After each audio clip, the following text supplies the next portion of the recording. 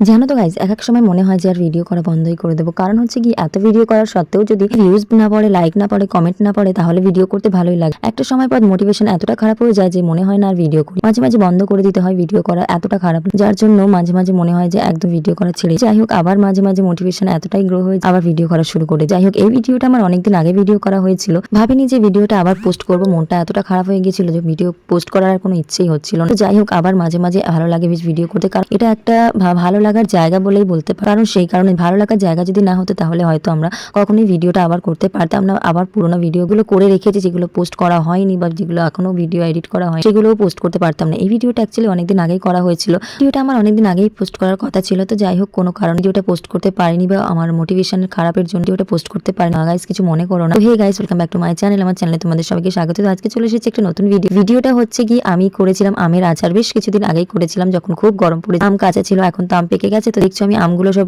নুন হলুদ মেখে নিয়ে কেটে তো রোদ্রে শুকাতে দিতে চলে এসেছি। তো দেখো গাইস, আমি তো সুন্দর করে গামছা পেয়ে একটা একটা করে আমগুলোকে সব মেলে দেবো। এইটা যখন একটা রোদ্দুর হবে, আমগুলো আবার নিয়ে চলে যাবো। কারণ আসলে আচার যত নরম হবে ততই আচার ভালো লাগে। কারণ আচার যদি তেলের সাথে মিশে না যায় তাহলে সেই আচার খেতে আমাদের একদমই ভালো লাগে। তো সেই আচার জন্য আমরা একটু রোদ্দুর কম দেবো। আচারে যত বেশি রোদ্দুর দেওয়া হয় আচার তত বেশি শক্ত হয়ে যায় আর সময় লাগে। তো আমরা যদি তাড়াতাড়ি কেউ আচার খেতে চাই, মানে আচার তাড়াতাড়ি বানিয়ে খেতে 4-5 দিনের মধ্যে বা 10 দিনের মধ্যে খেতে চাই, তাহলে আমি বলবো একদিনের বেশি কেউ রোদ্দুরে দেবেন, তাহলে আচার খেতে ভালো লাগবে না, ততটা সময় লাগবে আচারটা হতে। তো একটা দিন আমরা রোদ্দুরে বেশি দেবো না। দেখো গাইস, একটা দিন রোদ্দুরে দিই, তো যেটুকু হয়েছে ওইটুকুই আমি দেবো। কারণ 2-3 দিন যদি আমটা শুকাও তাহলে আমটা শুকিয়ে যাবে, একদম মানে শক্ত হয়ে যাবে। সেই জন্য আমি একটু কমই রোদ্দুর দিতে পছন্দ করি। তো যার যেমন ইচ্ছা সে সেমন করতেই পারে। তো এবার আমাদের একটা একটা করে সমস্ত মশলাগুলো ভেজে নিতে হবে, তারপরে মিক্সারে বাটতে হবে। আমি 5 ফোড়ন, তারপর মেথি, তারপর ধনে জিরে, সমস্ত মশলাগুলো তেল ছাড়া ভেজে নিয়ে তারপরে আমাদেরকে মিক্সারে বেটে নিতে। তো দেখো, আমি অনেকগুলো ধনে নিয়ে নিয়েছি। ধনেটা একটু বেশি দিলেই ভালো, কারণ হচ্ছে গিয়ে ধনে তো ধনের সেন্টটা বেশ ভালোই লাগে। তার সঙ্গে শুকনো লঙ্কাও আমাদের দিতে হবে। তো দেখো, এখানে মাঝখানে দেখলাম মানু এখানে এসে বসে আছে। সর্ষেটাও ভেজে নিলাম, এরপর আমি শুকনো লঙ্কা ভেজে দেবো। কারণ শুকনো লঙ্কা আমরা দিতে পছন্দ করি, কারণ একটু ঝাল ঝাল যদি না হয় না তাহলে আচারটা বেশ খেতেটা ভালো লাগে না।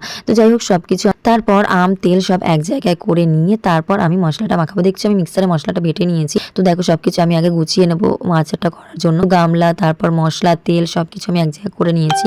তো যাই হোক, আমার তো ভীষণ ভালো লাগছিল আচার করতে সেদিনকার, যার জন্য আমি ভিডিওটা করি। আমি আসলে সব ভিডিও করি না, আমার ভালো লাগে না, মাঝে মাঝে মোটিভেশনটা নষ্ট হয়ে যায়, যার জন্য আমি ভিডিও করা মাঝে মাঝে বন্ধ করি। তো দেখছো, আমি প্রথমে মশলাটা, তারপরে হলুদ, তারপর নুন, তারপরে তো পরিমাণ মতো যতটা দরকার। এবার তুমি আমটা খেয়ে দেখবে আমটা খুব টক, একটু নুন বেশি দিতে হবে, একটু না অনেকটাই নুন বেশি দিতে হবে। আর যদি আমটা একটুখানি মিষ্টি মিষ্টি হয় তাহলে তুমি যতটা পরিমাণ মতো নুন দিলেই হবে। তো গাইজ, আমি সবকিছু ভালো করে মিক্স করে নিয়ে তারপর আমার আচার তৈরি। আমার তো আচার ভীষণ পছন্দ, তোমাদের কার কার পছন্দ আমাকে অবশ্যই কমেন্ট করে জানিও। আর হচ্ছে আচার ডাল ভাত আলু সেদ্ধর সঙ্গে খেয়ে দেখো গাইজ, এত ভালো লাগবে। তো মাছ মাংসের সঙ্গে খেয়েই থাকি, কিন্তু নিরামিষ খাবারের সঙ্গে একবার খেয়ে দেখ, পাগল হয়ে যাবে, এত ভালো লাগে আচার। নিরামিষের সঙ্গে আচার, তার খিচুড়ির সঙ্গে তোমরা একবার কেউ যদি না খেয়ে থাকো একবার খেয়ে দেখো, অসাধারণ লাগে, অসাধারণ। তো দেখতেই পাচ্ছ আমি এবার জারেতে ভরে নিচ্ছি, চেপে চেপে ভরতে হবে। তো জারেতে ভরা হয়ে গেছে, একটা জার দেখেছো ফুল হয়ে গেছে। তো এবার আর একটা জারে ভরতে হবে, কারণ এখন অনেকটা আম বাকি আছে। তো গাইজ দেখো, এই হচ্ছে আমার আচার কমপ্লিট হয়ে গেছে। তো আমার ভিডিওটা কেমন লেগেছে অবশ্যই জানিয়ে, আর আমার চ্যানেলটিকে সাবস্ক্রাইব, লাইক, কমেন্ট শেয়ার অবশ্যই করে দিও।